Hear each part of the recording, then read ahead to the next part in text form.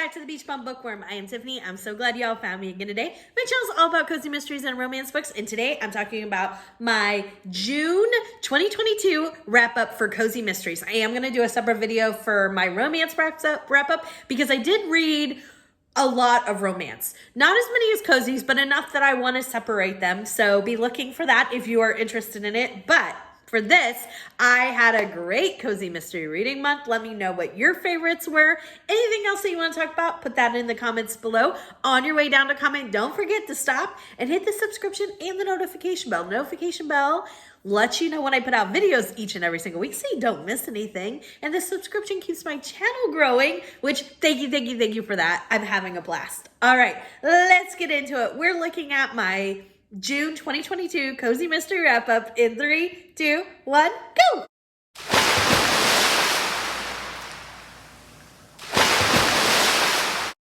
Let's get into a few announcements, short, sweet, and to the point. On Monday, there will be reading sprints on Storm's channel, and it's also her birthday. So everybody tune in and make sure that we want to make sure she has an excellent birthday. It's going to be fabulous.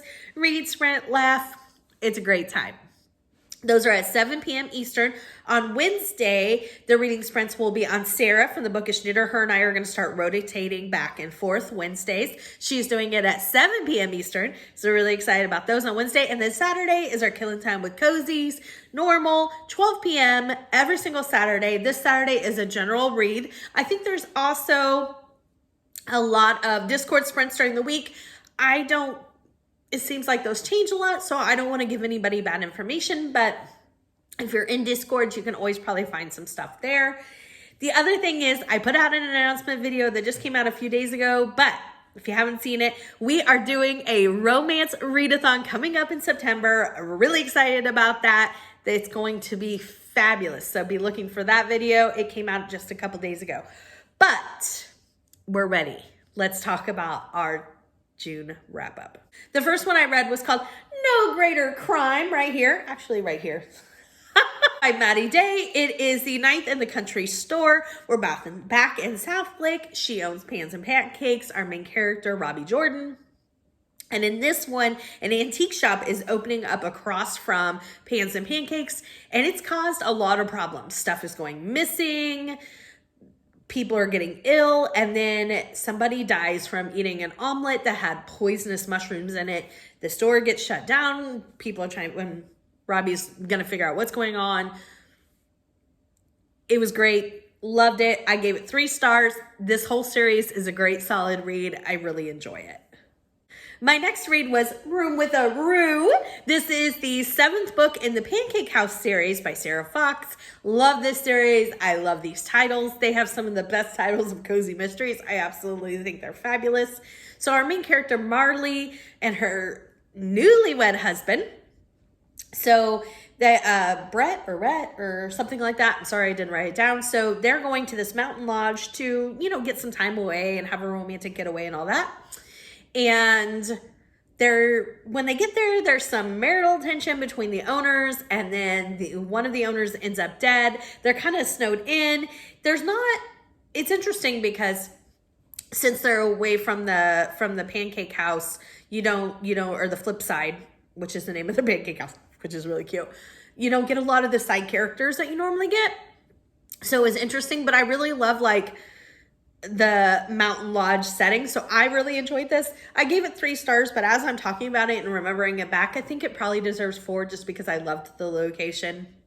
And I love when people get stuck somewhere and they can't leave and they know that somebody there is a bad person. I don't know. I just enjoy that. So now that I'm talking about it, I'm going to round it up to 4 stars. Really, really enjoyed it. Can't wait to read the next one. Next up, I read Bed, Breakfast, and Murder. This is the first book in the Fiona Fleming series by Patty Larson. I gave it 3 cups of coffee in the end. I probably will try book 2. So in this one, our main character, Fiona, she, is coming back to Vermont. She had been living in New York. She didn't want to be in the small town. She had left as soon as she got old enough, was, living in the big city, and then an ex cheated and all this other stuff happened. And then her grandmother passed away, and her grandmother left her petunias, which is a B&B. So she has come back to Vermont to run the B&B, and she's just trying to adjust to being there and being a new B&B owner and dealing with that. You know, her staff's kind of iffy about her. They don't know if, you know, how she's going to be as their employer now and, you know, all these things. Well, within a couple of days of her being there, she served these papers that says grandma had signed over the B&B to like a construction company or a guy who, something like that. While she's trying to figure all of that out, the guy who she had signed grandma had signed the papers over to ends up murdered, and he is found in her backyard in the koi pond, which doesn't look good for Fiona. And that's where the story takes off. Again, I gave it 3 cups of coffee. I probably will check out book 2, but I did feel like there were some flaws in the writing and in the plot line. It's a first in a series, so it might just be that we need a little build up. So next up, I read Killer Cruise. This is the 8th book in the Jaine Austen Cozy Mystery series by Laura Levine. I gave it 5 huge cups of coffee. No surprise, no shock. I absolutely love this series. This might have been one of my favorite ones. I might say that every time, but it was. So Jaine has been given the opportunity to teach this writing class on a cruise ship, and in return, she gets a free cruise. Awesome, right? So immediately it starts off on, you know, a bad note, so to speak, because Prozac, her cat, stowed away in her luggage and is now on the ship because she didn't have time, or what was she going to do with him? So she sneaks him on board, and that starts the whole adventure off. Her steward eventually finds the cat and ends up blackmailing her to edit his manuscript. He is writing like his memoir sort of thing. It's an obscene amount of pages, like 900 or 1,000 or something like that. And so, you know, she thought that she was going to have all this relaxation time, and it's now went to editing this book. She also, as an employee, is required to sit with a family at dinner. The family that she is required to sit with, you know, they're wacky, they're zany, not unlike her own family.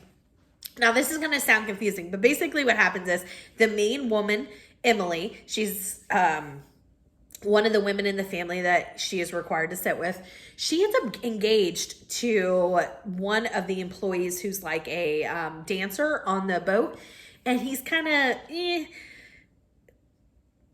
yeah. And Jaine knows that he is having a relationship with somebody that's also another employee on the boat. So she's like, she's not really thinking that his name is Graham. She's not really thinking he's on the up and up about wanting to marry Emily.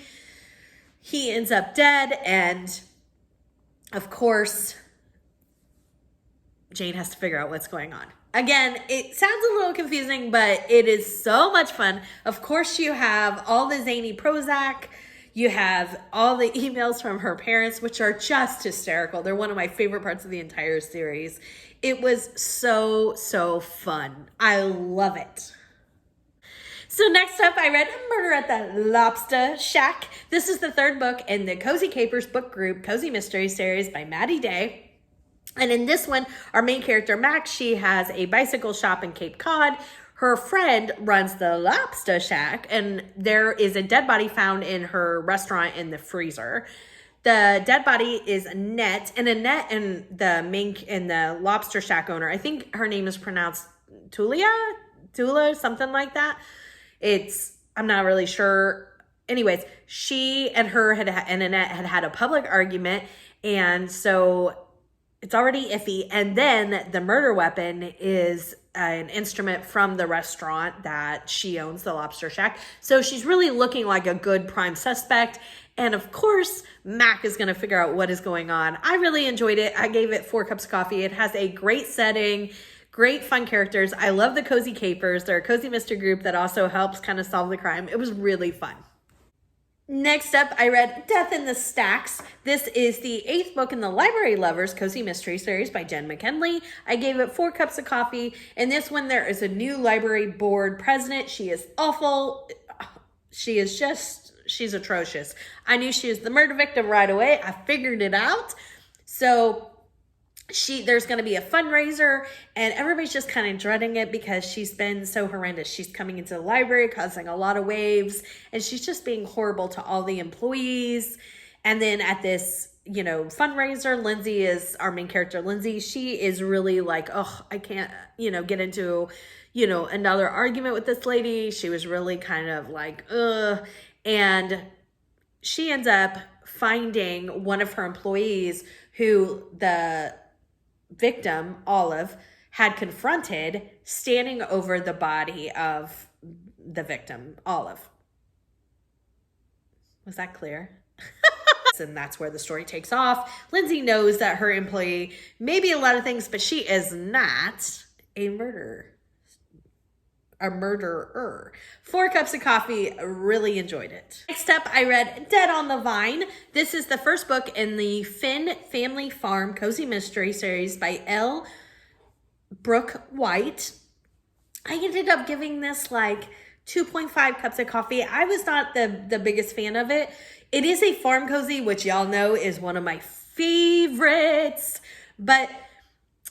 and this is just a personal preference. So there was nothing wrong with the book itself. Our main character, Charlotte, she inherits her family farm. She's not wanting anything to do with it. She pretty much wants to sell it right away. And as she has people like looking at it to appraise it, to put it on the market, a dead body is found on her property. So she has to put that on hold, and then the rest of the story takes place with her trying to figure out who the murderer is. But there were like